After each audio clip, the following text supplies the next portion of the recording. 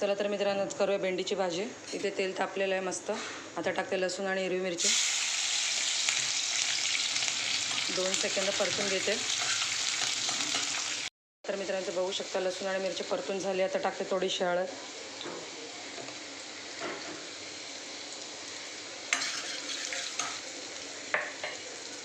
आता टाकते भेंडी।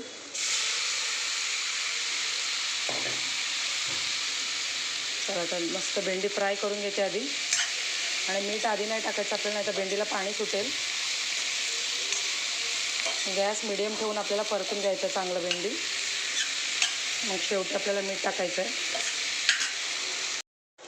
चला तर मित्रांनो ते बघू शकता भेंडी आपली कशी सुकी झालेली आहे। अजिबात चिक झालेली नाही आहे, बघू शकता तुम्ही। आता टाकूया चवीपुरतं मीठ। मीठ कधी शेवटीच घालायचं, जेणेकरून भेंडी चिपचिप होणार नाही। चला तर टाकते ओलं खोबरं किसलेलं।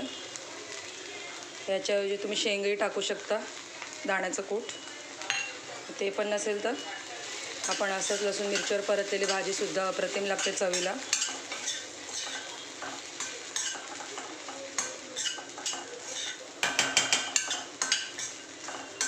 चला तर आपली भेंडीची भाजी रेडी आहे, बघू शकता तुम्ही।